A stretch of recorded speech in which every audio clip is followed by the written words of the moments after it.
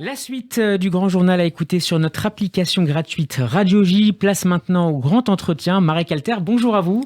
Bonjour. Et merci d'avoir accepté notre invitation cet après-midi. Vous êtes écrivain, militant des droits de l'homme et nous vous recevons à l'occasion de la sortie de votre nouveau livre « Un monde sans prophète » que je montre à la caméra devant moi, paru chez Hugo Doc. Un monde sans prophète, selon la tradition juive, Marek Alter, ça ne date pas d'hier évidemment, mais pour vous, quel est le dernier prophète civil de la modernité ? Bon, les derniers prophètes, c'était Camus, Mauriac, Jean-Paul Sartre. Donc des intellectuels plutôt. Intellectuels. Mais vous avez raison de souligner, parce que jusqu'à à peu près Moyen-Âge, c'était des prophètes qui se réclamaient de Dieu. Ça veut dire qu'ils étaient les porte-parole de la morale proclamée, grâce à Moïse sur le mont Sinaï, tu ne tueras point, tu respecteras, et ainsi de suite. Et après, avec les changements de nos sociétés, ou les reculs de la religion, on voit apparaître Voltaire, Rousseau, Voltaire qui défend des protestants qui détestent, mais parce qu'il faut les défendre au nom de la justice. Donc c'est le reflet de l'évolution de la civilisation. Exactement. Donc ce sont des prophètes laïcs qui croient aussi. Mirabeau croit, Lafayette croit, mais ce n'est pas au nom de Dieu qu'ils parlent. Alors les derniers donc sont ceux qui, l'abbé Pierre, on peut dire. Je note que vous le citez exclusivement des prophètes, avec des guillemets évidemment, français, Sartre.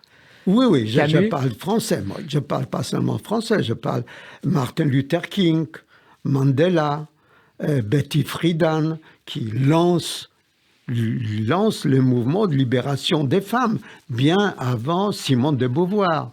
Bon, donc, ce sont des gens qui sont désintéressés. Je vais dire, ils ne veulent pas gagner de l'argent, ils ne veulent pas le pouvoir, ils vont pas...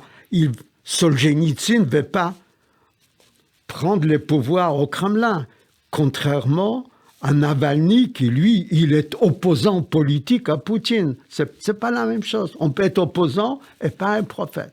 Un prophète, c'est celui qui risque sa vie pour une chose simple. Justice, tu poursuivras, dit Deutéronome. Et qui est en avance également sur son temps. C'est quelqu'un qui essaye d'anticiper un avenir meilleur pour la société.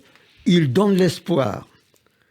Je vous donne un exemple. Oui. Jérémie, pour ceux qui nous écoutent, ont lu peut-être la Bible. Jérémie prévoit la destruction de Jérusalem par les Babyloniens. Et en même temps, alors il énerve tout le monde. Il dit, il va vous arriver un malheur. Bon, donc il énerve tout le monde. On n'aime pas les porteurs de mauvaises nouvelles. C'est forcément un empêcheur de tourner en rond, le prophète. Tout à fait. Mais en même temps, il achète un terrain près de Jérusalem pour construire une maison, pour montrer, parce qu'il viendra le temps où nous construirons à nouveau les maisons, nous nous marierons, nous aurons des enfants.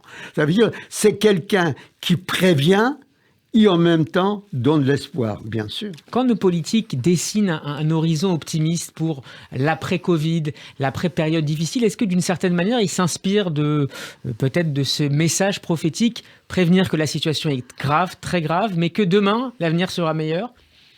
Oui, bien sûr. Les prophètes, les premiers prophètes, c'est 1030 avant notre ère. Ça remonte un peu. Il y a longtemps. C'était Nathan qui met en cause la politique et le comportement du roi David. Mais ce que je voulais aussi dire, que le monde sans prophète est dangereux. C'est que tout homme politique, même les plus gentils, les plus intelligents, a une tendance vers le pouvoir totalitaire. Il a tout le pouvoir, on lui résiste, il impose. Il a la police, il a l'armée, etc.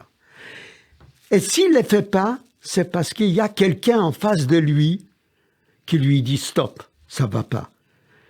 Quelqu'un, pas les foules. Une foule n'a pas de visage. Vous avez remarqué Bon, il y a des gens qui descendent dans la rue, ils sont pauvres, ils ont raison. Mais on ne peut pas s'identifier avec eux parce qu'on n'a pas de visage. Justement, c'est une réflexion qui m'a interpellé dans votre livre. Vous signalez qu'aujourd'hui, ce n'est plus l'homme seul qui fait bouger les lignes, qui fait trembler le pouvoir, qui combat les inégalités, les injustices. À la place, la mobilisation du groupe, du collectif, est-ce qu'on y perd un peu au change ? Bien sûr, c'est pas la même chose. Parce qu'on ne peut pas s'identifier. Et curieusement, pour ceux qui nous écoutent vont se poser la question, le cri d'un seul homme est plus fort qu'un cri d'une foule. Parce qu'un seul homme qui crie, on les voit. Une mère qui pleure sur son enfant qui a été tué lors d'un attentat, les pères des enfants tués à Toulouse, on s'identifie, on pleure avec lui.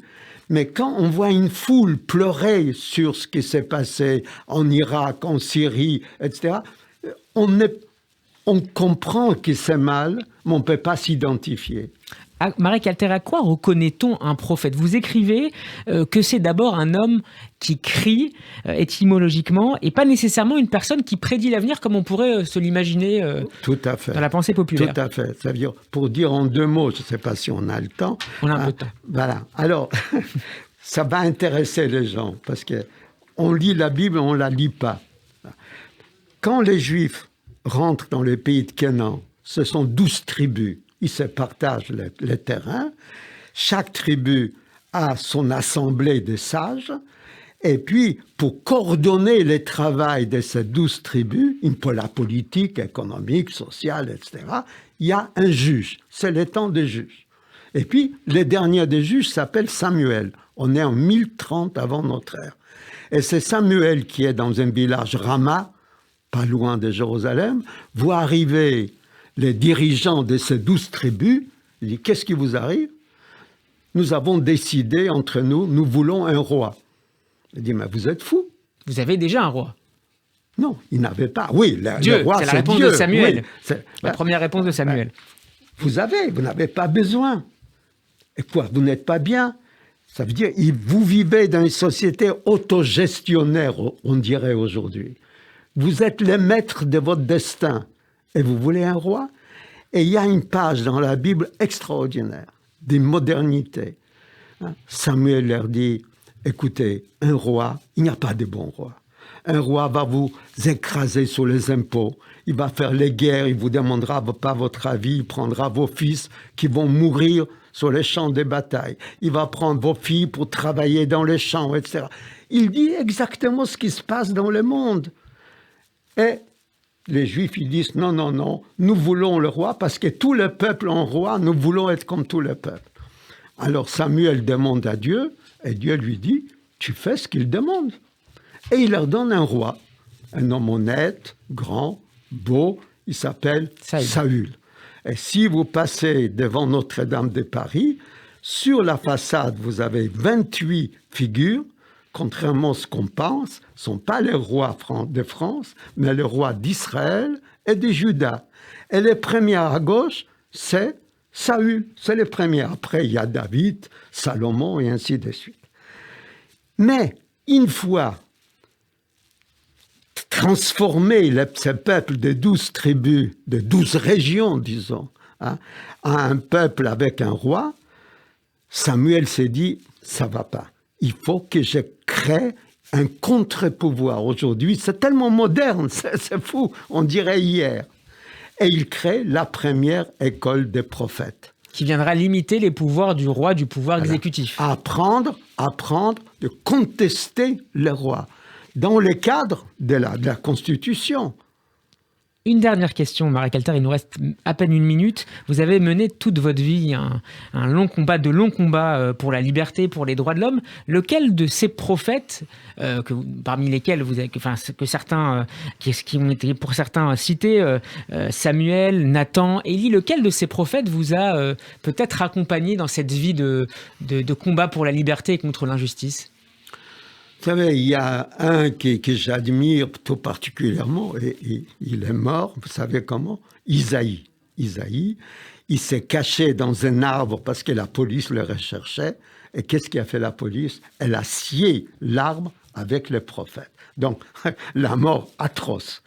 Mais c'était le premier, non seulement de rappeler au roi leur devoir de justice, le respect de la vie humaine, c'est le premier qui parlait de la nature, de l'écologie. Ça aussi, c'est moderne.